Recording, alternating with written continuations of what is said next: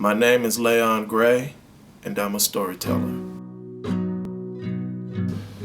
The National Black Theater Festival was coming up, and I knew I wanted to take a unique play this year. In the past, I had taken We Behind Me in 2007, Black Angels over Tuskegee in 2009, 2011 I took The Girls of Summer, All American Girls, and I knew for this year I wanted to do something different and unique. So I looked on my shelf of plays and I dust off Willie Lynch. Play is about three families. One family who lives in 1965, the other family who lives in 1925, and a family who lives in 2008. And all of these families have something in common. One house. They all have lived or have relatives who have lived in the same house over time. And I knew I wanted to tell a story of all these families intertwining. I'm a history buff, and those who are familiar with my works know I love to tell stories that a lot of people don't know about. A lot of information that is in history books that people don't talk about, and a lot of information that's not in history books that people have never heard of.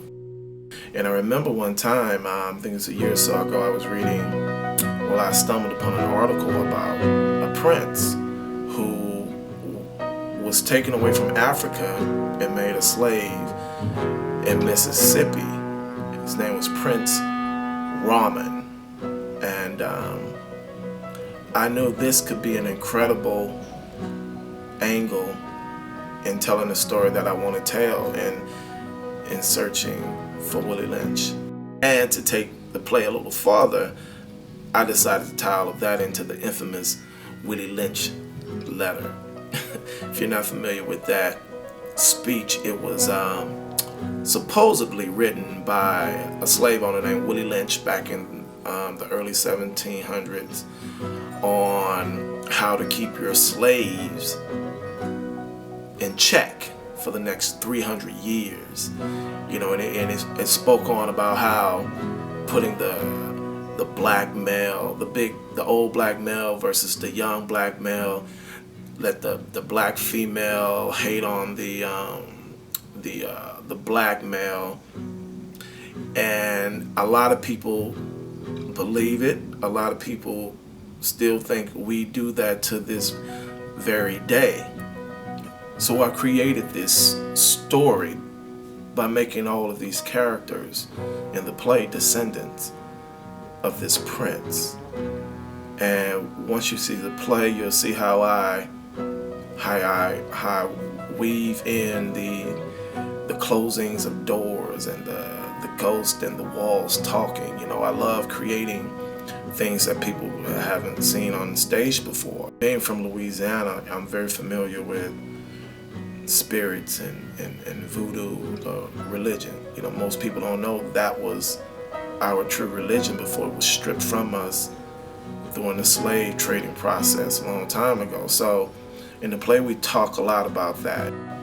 And casting this play, I knew I had to find a unique group. It took me about 2 months to find this cast, and the festival was only 2 weeks away. So I had to find a group of actors who were able to get in, learn this material in about 9 rehearsals and knock it out the box, because all of my previous works at the National Black Theater Festival has received incredible reviews, and it's been great. People are expecting good things from whenever they see one of my productions, and I always like to pride myself on presenting good work. And I was like, wow, well, Layon, how the hell are you gonna do this? You don't have a cast, and I couldn't find anybody I want. And then lo and behold, they all start coming in.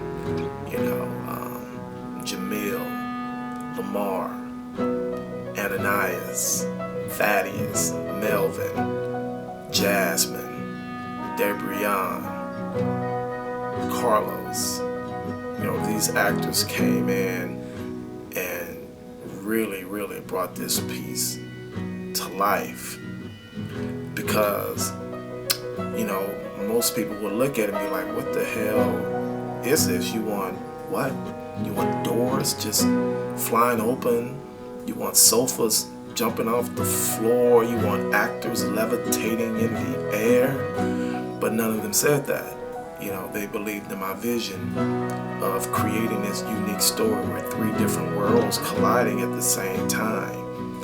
And I applaud them for never second guessing what I was doing, and it soared.